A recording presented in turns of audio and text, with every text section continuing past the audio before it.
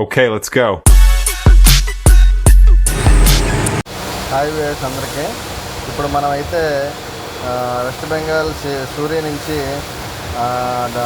బకోరా మీదుగా పూర్ణియా వెళ్ళి పూర్ణియా నుంచి మనం రాంచీ వెళ్ళాలి. ఈ వీడియో ఎందుకు చూపిస్తుందంటే ఈ రోడ్డు మా ఆంధ్ర డ్రైవర్లు చాలామంది రావడం తగ్గిస్తారు, అందుకనే తీశాను ఈ వీడియో. అయితే ఏంటంటే ఈ రోడ్లో ఇంకా మనకి గోతులు పోలేదు, ఇంకా రోడ్డు రిపేర్ జరగాలి. అయితే పోలీసు వాళ్ళ ఇబ్బంది అయితే ఏం లేదు. నైట్ జర్నీలో కొద్ది రోడ్ అయితే లైట్గా డ్యామేజ్ అయ్యి ఉంది.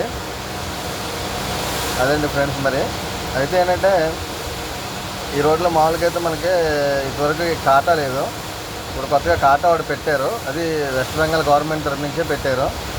అది వచ్చేసి కాటా ఎక్కి కాటాలో 250 రూపాయలు మనం పే చేయాలి. ఆ తర్వాత నెక్స్ట్ మనకు టోల్గేట్ తగులుతుంది పానాగర్ యువతల, అది వచ్చేసి 140 రూపీస్ అండి. ఇది శివుడి దాటిన తర్వాత ఫ్లైఓవర్ అండి, చాలా పెద్ద ఫ్లైఓవర్ వేస్తున్నారు, రైల్వే ఫ్లైఓవర్. ఇంకా ఫిలప్ అవ్వలేదు. ఇది ఫిలప్ అయ్యే వాటికి ఇంకో సంవత్సరం పట్టిద్ది. ఈ రోడ్డు ఫిలప్ అయిపోతే ఈ రోడ్డు వచ్చేయచ్చండి. అలా బర్ధవన్ మీదుగా పానాగర్ వచ్చి పానాగర్ మీదకి ఈ రోడ్డు వచ్చేయచ్చు. అయితే ప్రజెంట్ ఏంటంటే మన వాళ్ళందరూ కృష్ణనగర్ మీదకి వచ్చేస్తున్నారు కదండి. ఇది కూడా కొంచెం పర్లేదండి, రోడ్డు అయితే డెవలప్ చేశారు. అయితే బ్రిడ్జ్లు అయితే అవ్వలేదు. ఇంకోటి ఏంటంటే ఈ వెస్ట్ బెంగాల్లో మనకి ఎయిర్ హార్న్లు అవి ఉండకూడదండి. కాకపోతే ఏంటంటే ఈ రోడ్లో ఎప్పుడు పోలీసు వాళ్ళు ఆపుతున్నారండి ఎప్పుడులాగానే. అయితే ఆపవసరం లేదు, ఆపిన కాడి నుంచి దందా ట్యాక్స్ ఉంది, అది ఉందా ఇది ఉందా అని డబ్బులు దొబ్బుతారు. పానాగర్ అయితే వచ్చామండి. ఈ పానాగర్ ఫ్లైఓవర్ కింద నుంచి మనం రైట్ తీసుకోవాలి. అదే లెఫ్ట్ తీసుకుంటే కలకత్తా వెళ్ళిపోతామండి. రైట్ తీసుకుంటే ఇది దుర్గాపూర్ అసన్సోల్ మీదుగా అలా డైరెక్ట్ బర్హి వెళ్ళిపోతుందండి. ఇది అలా డైరెక్ట్ ఇది వారణాసి హైవే అండి. ఇది అయితే మనం ఏంటంటే ఎదర టోల్గేట్ ఒకటి ఉంటుందండి మనకి. ఇక్కడ కరెక్ట్గా 4 కిలోమీటర్స్ వెళ్ళిన తర్వాత మనకి ఎదర టోల్గేట్ ఒకటి ఉంటుంది. ఆ టోల్గేట్ క్రాస్ అవ్వగానే ఒక ఫ్లైఓవర్ ఎక్కి దిగి రెండో ఫ్లైఓవర్ దగ్గర నుంచి మన లెఫ్ట్కి సర్వీస్ రోడ్లోంచి వెళ్ళి ఫ్లైఓవర్ కింద నుంచి లెఫ్ట్ తిరిగిపోవాలండి. మళ్ళీ డైరెక్ట్ వెళ్ళిపోతాం, మనం బర్హి వెళ్ళిపోతాం. మనం డైరెక్ట్ వెళ్ళాల్సిన పని లేదండి. రాంచీ వెళ్ళాలనుకుంటే డైరెక్ట్ కూడా వెళ్ళొచ్చు, మైలేజ్ ఎక్కువ వస్తుంది అండ్ టోల్గేట్లు ఎక్స్ట్రా వస్తాయి. అందుకే మనం ఎదురు బార్డర్ రోడ్ తెలిసి ఖర్చులన్నీ తప్పించుకుందాం అనేసి ఈ రోడ్లో వస్తున్నాము. ఈ రోడ్లో కూడా మనకు ఖర్చు అయిందండి డబ్బులు. ఈ రోడ్లో అయితే మనకి మోర్గ్రామ్ నుంచి రాంచీ వెళ్ళడానికి 1200 రూపాయల దాకా ఖర్చు అయిందండి. ఒరిజినల్గా అయితే 1200 రూపాయల దాకా ఖర్చు అయిందండి. పోలీసులు కానీ ఒక టోల్గేట్ కానీ కాటా కానీ ఏదైనా కానీ 1200 ఖర్చు వచ్చింది. బకోరా అయితే వచ్చామండి. బకోరా నుంచి మనం సిగ్నల్ పాయింట్ దగ్గర నుంచి రైట్కి తీసుకోవాలి. పుర్లియా రోడ్డు అండి. ఈ పుర్లియా రోడ్డు కూడా ఎదరికెళ్ళి మళ్ళీ మనం రైట్ తీసుకోవాలి పుర్లియా వెళ్ళడానికి. ఒక 4 కిలోమీటర్లు వెళ్ళిన తర్వాత రోడ్డు కూడా అయితే ఇది స్టార్టింగ్ ఇంట్రడక్షన్ అయితే ఇది బాగుందండి. దుర్గాపూర్ నుంచి బొంకూర వచ్చే వరకు కూడా రోడ్డు కూడా బాగానే ఉందండి. కాకపోతే స్పీడ్ బ్రేకర్లు బాగా ఇబ్బంది పెడుతున్నాయి. ఈ రోడ్లో అయితే నన్ను చాలామంది డ్రైవర్లు నైట్ జర్నీ చేయొద్దు అన్నారండి, డే జర్నీ చేయమన్నారు. అందుకని మోర్గ్రామ్ నుంచి నేను ఎక్కడి వరకు కూడా నైట్ జర్నీ చేసుకొని వచ్చాను. అక్కడి వరకు పర్లేదండి. ఈ బకోరా నుంచి మనం ఈ రోడ్లోకి వెళ్తానికి అయితే మటుకి నైట్ జర్నీ చేయకూడదంటండి, పగల జర్నీ చేయాలి. ఎదురు కూడా కొంచెం డేంజర్గా ఉంటుంది అనేసి అన్నారు. అందుకని నేను ఈ రోడ్లో పగల జర్నీ చేస్తున్నానండి. మనకు కూడా ఈ రోడ్డు పెద్ద ఐడియా లేదండి, నేను ఎప్పుడు రాలేదు. నేను ఇదే ఫస్ట్ టైం వెళ్తున్నాను. చూద్దామండి ఈ రోడ్లో పరిస్థితులు ఎలా ఉంటాయో ఏంటనేది నేను చూస్తాను.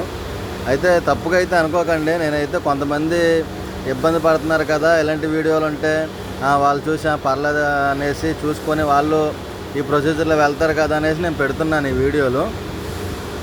ఓకేనండి.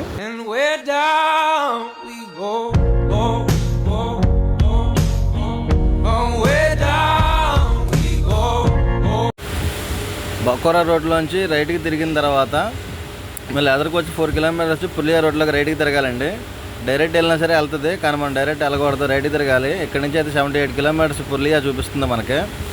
రోడ్డు అయితే ఇక్కడ వరకు కూడా ఎక్సలెంట్గా ఉందండి. ఇంతవరకు మన పోలీసు వాళ్ళు ఎక్కడ తగలదు మనకి దారిలో. ఇప్పుడు వరకు అయితే మనకు ఒక టోల్ గేటు ఒక కాటా ఒకటే ఖర్చు అయింది. రోడ్డు మీద చూసారండి అందరూ ఏరియాలో జాగింగ్ చేస్తున్నారు. మనకులాగా వీళ్ళకి స్టేడియంలు పార్కులు అలాంటివి ఉండవండి, రోడ్ల మీద జంప్ చేస్తూ ఉంటారు. చూడండి జాగింగ్ చేస్తున్నారు. పుషప్లు కూడా కొడతా ఉంటారండి, ఎక్కడో కొడుతున్నారు చూశాను నేను. వీళ్ళందరూ పొద్దున్నే మార్నింగ్ వాక్ వచ్చారు. చాలామందికి రూల్స్ అండ్ రెగ్యులేషన్స్ కూడా తెలియదండి. వాళ్ళకి ఈ బోర్డు ఉంది. బోర్డు సింబల్ అనేది కూడా ఏంటో తెలియదు. ఇప్పుడు ఎదురు బోర్డు వస్తుంది కదండి, 65 కిలోమీటర్స్ అని బోర్డు ఉంది. అది రౌండ్ కలర్ రెడ్ లైన్తో అండర్లైన్ చేసి ఉంటే మ్యాండేటరీ 65 కిలోమీటర్స్ స్పీడ్ వెళ్ళాలని అర్థం అండి. అక్కడ కంపల్సరీ మనం 65 కిలోమీటర్ల స్పీడ్ మెయింటెనెన్స్ చేయాలి. అందుకని అలాంటి బోర్డులు పెడతారండి. ఆ స్పీడ్ అయితే మనం పాటించాలండి. పాటించకపోతే ఇలానే యాక్సిడెంట్లు జరుగుతూ ఉంటాయి. రోడ్డు మీద ఉన్న సింబల్స్ని బట్టి మనం లారీ తోలాలండి. వీళ్ళైతే మమ్మల్ని దగ్గర 3 అవర్స్ నుంచి ఆపేశారండి. ఎందుకంటే ఎదర సిటీ ఉంది, నో ఎంట్రీ ఉందనే ఆపేశారు. కానీ మాకైతే ఇటు నుంచి వెహికల్స్ వెళ్తుంది, అటు నుంచి వెహికల్స్ వస్తున్నాయి. మన నాన్ లోకల్ బండి అనేసి ఆపేశారు. వీళ్ళిద్దరు పోలీస్ డిపార్ట్మెంట్ అంటండి, కానీ కాదు, ఏదో గవర్నమెంట్ సెక్యూరిటీ వాళ్ళు అనేసి ప్రైవేట్ వాళ్ళని పెట్టారు వీళ్ళు. ఆ ఇద్దరు కూర్చున్న అతనైతే డ్రింక్ చేసి ఉన్నాడు. వెళ్తే మీరు ఎక్కడి నుంచి వెళ్ళాలంటే 100 రూపీస్ ఇవ్వాలి, 20 రూపాయలు మాకు ఇవ్వాలి, 100 రూపీస్ షాప్కి ఇవ్వాలి, మేమైతే వదలం డబ్బులు ఇవ్వకుండా అనేసి మనల్ని ఇక్కడ ఆపేశారు. నేను ఎవరని చెప్పి ఆపాను. ఓకే మనం వెళ్ళిపోయామనుకోండి, ఎదురు వాళ్ళకి ఫోన్ చేసి చాలాతో ఆపిచ్చేస్తారు. వీళ్ళేమో డ్రింక్ చేస్తూ కూర్చున్నారు అక్కడ. ఆ డ్రింకింగ్ వీడియో మనం వీడియో తీస్తున్నాం. వాళ్ళు పసిగట్టి వాళ్ళు సైలెంట్గా అక్కడ కూర్చున్నారండి. ఏంటి ఇద్దరు డ్రింక్ చేసే ఉన్నారండి. వాళ్ళకి ఏ అథారిటీ ఉందండి? నేషనల్ ట్రాన్స్పోర్ట్ వెహికల్ని ఆపడానికి ఎటువంటి అథారిటీ వాళ్ళకి లేదండి. కాకపోతే ఏంటంటే బెంగాల్లో ఇదే తంతండి, అడ్డమైన వాళ్ళు కూడా లారీని ఆపేస్తూ ఉంటారు, 100, 200 అంటూ ఉంటారు. ఏంటి ఇది మన కొత్త రోడ్డు కాబట్టి, అది కాక పుల్లిగా దాటి వచ్చామండి మనం. ఇంకా ఎదర బార్డర్ ఉంది మనకి. ఈ సమస్య కాబట్టి మనం ఆగాము. అయితే అదర్ ఇరుకూరు అంటున్నారు. అది ఇరుకూరు అన్న మాట అయితే వాస్తవేనండి. ఎంత ఉన్నా సరే వీళ్ళకి 100 ఇవ్వాలని రూల్ ఏం లేదు కదండి. పట్టబాగలో ఈ టైంలో నో ఎంట్రీ ఏంటంటే 12 నుంచి 4 వరకు ఆపేసాడు. ఇంకా తప్పదు, ఎందుకు మళ్ళీ నైట్ జర్నీ చేయకూడదు, ఇంకా మనకు 100 కిలోమీటర్ల జర్నీ ఉందనేసి నేను ఇంకా అడిగి 120 రూపాయలు డబ్బులు ఇచ్చేసి నేను లారీ తీసానండి. మరీ దారుణం అండి ఈ బెంగాల్లో. ఈ పోలీసు వాళ్ళతో మటుకు చాలా జాగ్రత్తగా ఉండాలి. మనం టక్కన హెయిర్ హార్న్ కొట్టినా ఇబ్బంది, ఎల్ఈడి లైట్లు వేసినా ఇబ్బంది, అన్ని రకాలుగా ఇబ్బందేనండి. మనకు 100 రూపాయలు ఇచ్చిన తర్వాత కానీ అటు బోర్డు తీయడు. ఇచ్చేస్తాం కానీ కొద్దిసేపు అలా వెయిటింగ్ అండి. ఎందుకంటే చూడండి అటు నుంచి లారీ వస్తుంది, కానీ ఆ లారీకి లేని నో ఎంట్రీ మాకు ఉందండి, నో ఎంట్రీ. ఇక వాళ్ళు చూడండి ఏదేదో మాట్లాడుకుంటున్నారు. ఏంటి డ్రింక్ చేస్తున్నాం, వీడియో తీస్తున్నాం, అది ఇది అనేసి వాళ్ళు మాట్లాడుకుంటున్నారు. ఏంటి మనం ఇంకా సైలెంట్గా వీడియో తీసుకుని సీక్రెట్గా తీసామండి. ఈ వీడియో డైరెక్ట్గా తెస్తే వాళ్ళు ఊరుకోరు కదండి, అందుకని సీక్రెట్గా తీసాము. చూడండి వాడికి ఎటువంటి అథారిటీ ఉందనేసి, వాడికి ఎటువంటి అర్హత ఉందనేసి వాడు డ్రింక్ చేసి వాడు ఇష్టం వచ్చినట్టు మాట్లాడుతున్నాడు. ఇందాక నేను వెళ్ళినప్పుడు ఏంటి మా పెద్ద సాగు చెప్పుకుంటాం, అది ఇది అని. ఏంటంటే రొబాబ్ అండి ఈ బెంగాల్ మొత్తం. ఏంటంటే రొబాబ్ పోలీసు వాళ్ళతో మహా టార్చర్ ఈ బెంగాల్. ఈ బెంగాల్లో ఉన్న టార్చర్ ఏ స్టేట్లోనే ఉండదండి. జార్ఖండ్లోకి వెళ్ళామంటే జార్ఖండ్లో ఒక్కరు కూడా మన లారీ ఆపరండి. 1 టన్ ఎక్స్ప్రెస్ లాగా వెళ్ళిపోతూ ఉంటుంది లారీ. ఈ బెంగాల్లోకి వచ్చామంటే అడుగడుక్కి పోలీసులు, అడుగడుక్కి డబ్బులు. ఏంటి నోరెత్తితే రూపాయి. ఎలా అయితే బయలుదేరానండి, వాళ్ళు ఆపిన తర్వాత వచ్చిన ఊరు ఇదే అండి, చాలా ఇరుకూరు. 2 లారీలు అయితే పాస్ అవ్వండి. ఎదురుకుండా వెహికల్ వస్తే ఇబ్బంది పడాలి. ఎదురుకుండా వచ్చే వెహికల్ కూడా కనపడదండి. బార్డర్ ఎండింగ్లో చాలా ఇరుకూరు ఉంది. ఈ ఇరుకూరు కోసమే మనం ఎంతసేపు అక్కడ ఆగామండి. ఇక వంట చేసుకొని ఇంకా అక్కడే తినేసి ఇంకా వాళ్ళతో డిస్కషన్ చేసుకొని ఇంకా బయలుదేరాం మేము. ఇంక తప్పదు, ఇక వాళ్ళకి ఇవ్వాల్సిందే అనేసి ఇచ్చి బయలుదేరినాక వచ్చి చూస్తే నిజంగానే ఇరుకు రోడ్డు. ఎంత ఇరుకు రోడ్డు అయినా సరే అటు నుంచి వాళ్ళు పాసింగ్ ఇచ్చుకోవాల్సిన ధర్మం వాళ్ళకు ఉంది. కానీ ఆ ధర్మం మర్చిపోయి 100 ఇస్తే వదులుతాను, అటు నుంచి బళ్ళు వస్తున్నాయి, అది ఇది అని చెప్పేదో మన దగ్గర ఎలా అయితే డబ్బులు తీసుకోవాలని వాళ్ళు ఫిక్స్ అయిన తర్వాత మనం డబ్బులోకి తప్పదండి. మనసు ఇంక రన్నింగ్లో ఉండి హైవే అయితే ఇంక ఆపకుండా మనం వెళ్ళిపోతూ ఉంటాం. కొత్త వాళ్ళు వచ్చారనుకోండి, ప్రతి ఒక్కరి దగ్గర ఆపుతారు, మాట్లాడతారు, డిస్కషన్ చేస్తారు. కొంతమంది దగ్గర దందా ట్యాక్స్ ఉండదు. రకరకాలైన ప్రాబ్లమ్స్ అండి వెస్ట్ బెంగాల్లో. ఈ ఊరు దాటిపోతే మనం కొంచెం ఫ్రీ అండి. ఎందుకంటే ఈ ఊరు దాటిపోయిన తర్వాత మనం వెస్ట్ బెంగాల్ నుంచి జార్ఖండ్లోకి అయితే వెళ్ళిపోతాం. చూడండి చాలా ఇరుకు రోడ్డు. రోడ్డు మీదే ఉంటాడు అక్కడి నుంచి తీయడు. మనం ఏమైనా అడిగామనుకోండి పక్క నుంచి పో అంటాడు. ఇదే అండి మాకు ఇచ్చే రెస్పెక్ట్. వీళ్ళు మరీ దారుణంగా మాట్లాడతారండి. లారీ డ్రైవర్లు, ఓనర్లు అంటేనే లోకువ. లారీ డ్రైవర్ అంటే లోకం అంటే అర్థం ఉంది. లారీ ఓనర్ కూడా లోకువేనండి. ప్రతి ఒక్కరు లోకువే. లారీ వాళ్ళు అంటే ప్రతి ఒక్కరికి లోకే అండి. మా మీద చాలామంది బతుకుతూ ఉంటారు. టైర్లు పంచర్ వాళ్ళని, మెకానిక్లని, టోల్ గేట్లని, రోడ్లని, రవాణా అని, ట్యాక్స్ అని, చాలా గ్రీన్ ట్యాక్స్ అనేసి, ఇన్సూరెన్స్ అనేసి, నేషనల్ పర్మిట్ అనేసి మాకు చాలా ఉంటాయండి. రోడ్డు మీద తిరిగేటప్పుడు ప్రతి ఒక్కటే కట్టాలి. చూడండి వీడికి ఏమి లేదండి, ఇటు రోడ్డుకి అడ్డంగా పెట్టి కూర్చున్నాడు. ఎదురుకుండా బస్సు వచ్చింది, బండి ఇప్పుడు పాస్ అవ్వదు. అది తీస్తాడు. ఇంకా ఆడికి మూడు, నాకు ఇంట్రెస్ట్ వచ్చింది నేను తీస్తాను, అది ఇంకా ఆడి పద్ధతి అది. మనం వెళ్ళి మాట్లాడుతాను అడగడానికి ఏమి ఉండదండి. వెళ్ళి అడిగా తీస్తున్నాను కదా కంగారేంటి అంటాడు. ఎనమల ఎంత ట్రాఫిక్ అయిపోయినా ఇబ్బంది లేదు. మనం అనుకుంటామండి ట్రాఫిక్ అయింది ఏంటో అనుకుంటాం వెస్ట్ బెంగాల్లో.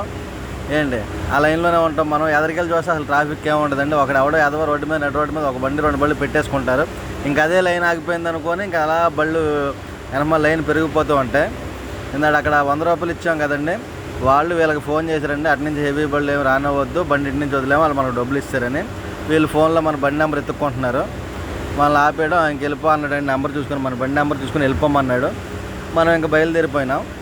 ఇలా ఉంటుందండి బెంగాల్లో పరిస్థితులు, మరీ దారుణంగా ఉంటుంది.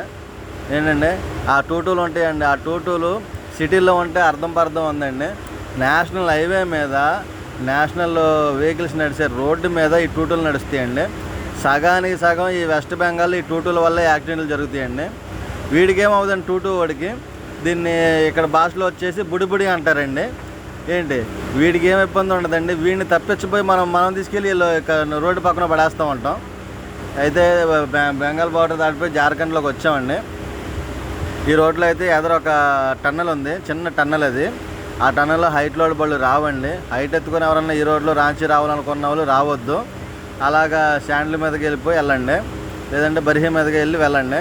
ఈ రోడ్లో అయితే ఈ టన్నల్ కింద అయితే హైట్ లోడ్ బళ్ళు పాస్ అవ్వండి, అలౌడ్ అవ్వదు. ముందే మనకి అక్కడ అడ్డంగా పెట్టేసి ఉంచారండి ఐరన్ రాడ్లు, అందుకని వెళ్దాం. అదండి పరిస్థితి. అదండి మాకు ఈ రోడ్లో నైట్ జర్నీ చేయాలంటే భయం ఉంటుందండి. ఎందుకు చుట్టూతా అడివే, ఇక్కడ ఎంతమంది మనుషులు రోడ్ల మీద తిరుగుతూ ఉన్నా సరే భయమేనండి. అందుకని ఇలాంటి రోడ్లో నైట్ జర్నీ చేయకూడదండి.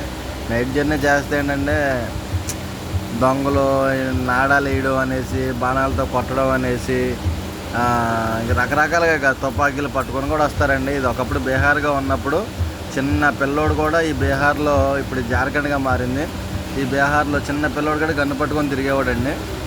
అలాంటిది ఇప్పుడైతే బీహార్ చాలా వరకు మారిందండి. ఎంత మారినా మైండ్లో అనేది ఎంతో కొంత ఉంటుందండి ఆ క్రూరత్వం అనేది. అందుకని ఇలాంటి రోడ్లలో మనం జర్నీ చేయాలంటే భయపడతాము. అందుకే మనం ఈవినింగ్ 6 కల్లా మనం ఈ రోడ్డు దాటేయాలండి. ఎక్కడి నుంచి ఇంకా రాంచీ వచ్చేసి ఒక 50 కిలోమీటర్స్ 55 కిలోమీటర్స్ ఉందండి. అందులో అవుటర్ రింగ్ మనం టచ్ అవ్వడానికి 35 కిలోమీటర్స్ ఉంటుందండి.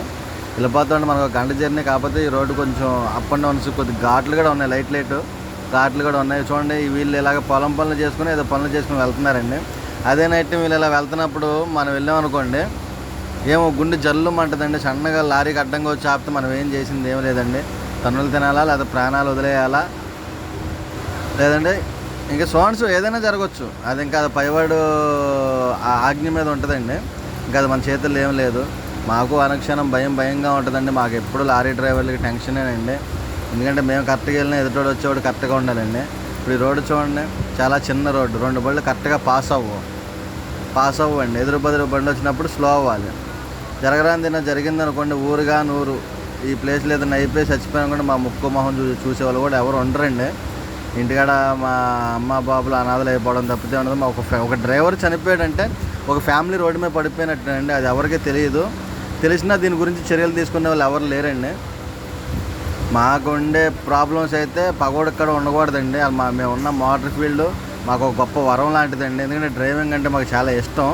ఆ డ్రైవింగ్ వదలలేక వేరే ప్రొఫెషనల్లోకి మేము వెళ్ళలేమండి. ఇంక్లూడింగ్ ఒక్కసారి కనుక మనం మోటార్ ఫీల్డ్ దీంట్లోకి వచ్చామనుకోండి, వేరే దాంట్లో ఇంక వెళ్ళలేమండి. దీనికి ఎడిట్ అయిపోయి ఉంటాం. ఎందుకంటే టయానికి అన్నీ వస్తూ ఉంటాయండి. లారీలో ఉన్నంతసేపు కూడా డబ్బు అనేది పుష్కలంగా ఉంటుందండి. కానీ కొన్ని సందర్భాల్లో ఎన్ని డబ్బులు ఉన్నా సరే జేబులో 1,00,000 రూపాయలు ఉంటాయండి, తినడానికి తిండం ఉండదండి. లారీ డ్రైవర్కి తినడానికి ఫుడ్ ఉండదు. ఇప్పుడు నా జేబులో 1,00,000 రూపాయలు ఉంది. నేను ఫర్ ఎగ్జాంపుల్ ఇప్పుడు ఇదే అడవిలో ఉన్నాను, ఇక్కడ ఏదో బండి బ్రేక్ డౌన్ అయ్యి ఆగిపోయిందండి. ఫర్ ఎగ్జాంపుల్గా బ్రేక్ డౌన్ అయ్యి ఆగిపోయింది. నా పరిస్థితి ఏంటండి, బండిలో సామాన్లు లేవు. అప్పుడు నాకు ఏం కనబడుద్దండి, లారీని వదిలి వెళ్ళలేను, క్లీనర్ను అక్కడే వదిలి వెళ్ళలేను, ఒక్కడికి వెళ్ళి పాండ్యం చేసేస్తారని. ఇవాళ పాడి మోయడానికి 4 కరువైపోయిన సమాజంలో మనం బతుకుతున్నామండి. అలాంటి సమాజంలో బతుకుతూ ఇలాంటి ఏరియాల్లో మేము ఏదన్నా అయితే ఇంకెంత దారుణంగా ఉంటుందో మా పరిస్థితులు ఆలోచించండి. మేము కష్టజీవులు అండి, మాకు చాలా ప్రాబ్లమ్స్ ఉంటాయి. ఏంటి లారీ వాళ్ళకి పిల్లనమ్మంటే పిల్లనెవరు, లారీ వాడు అంటే ఎదవ, ఆడికి రకరకాల రోగాలు వస్తాయి. అమ్మో లారీ ఫీల్డ్ అమ్మో దారుణం, డ్రైవర్లు మంచోళ్ళు కాదు, క్రూరత్వం ఉండి ఉంటుంది వాళ్ళలో. మాలో కూడా మంచి కోణం ఉంటుందండి. మాకు అమ్మ నాన్న ఉన్నారు, మాకు బ్లడ్ సెల్స్ అనేవి బాడీలో ఉన్నాయి. నేను చాలా విన్నానండి ఇలాంటి, నేను చాలా విన్నాను కాబట్టి నా వీడియోలో నేను చెప్తున్నాను. దయించి దీన్ని తప్పుగా ఎవరు అనుకోండి. ఇది ఏంటంటే రియల్ ఫ్యాక్ట్ అండి, ఇది ఫ్యాక్ట్. మొన్న నాకు 2 సంబంధాలు వచ్చినాయి. 2 సంబంధాలు కూడా లారీ డ్రైవరా, అయ్యో లారీ ఓనరా, అయ్యో వద్దులే అనేసి వెళ్ళిపోయారండి వెనక్కి. మాకుండే సమస్యలు ఇదండి. మోటార్ ఫీల్డ్ అంటే ప్రతి ఒక్కరికి లోకువేనండి. ఎవరైనా లారీ చెప్పారంటే రే లారీ నాకు ముందు కొడతారండి, ముందు కొడతారు. కానీ అదే డ్రైవర్ లేకపోతే ప్రపంచం ఏది నడవదు. మన ఒక్క ఇండియానే కాదు, వరల్డే నడవదండి. మరి ఇంకేం చేస్తాం. మరి ఇది కూడా అన్లోడ్ పాయింట్కి అయితే వచ్చాం. అన్లోడ్ జరుగుతుంది రాంచీ దగ్గర అండి. ఇది అన్లోడ్ బైపర్స్లోనే. కానీ ఇక్కడ అన్లోడింగ్ ఖర్చు వచ్చేసి టన్నుకు వచ్చేసి 120 రూపాయలు అంటండి. మొత్తం 2550 రూపాయలు, 20 రూపాయలు టీ మావులు అంట, 2700 ఏదన్నా కానీ గైడ్తో కలుపుకొని 3200 అవుతుందండి రాంచీ పెయింట్లు ఎత్తి వస్తే. ఇదండి వీడియో. మరిన్ని వీడియోలతో మేము ముందుకు వస్తాను. నా వీడియోలు నచ్చినట్టయితే లైక్ చేయండి, సబ్స్క్రైబ్ చేయండి, నన్ను సపోర్ట్ చేయండి. మరిన్ని వీడియోస్తో మీ ముందు ఉంటాను. Thank you so much.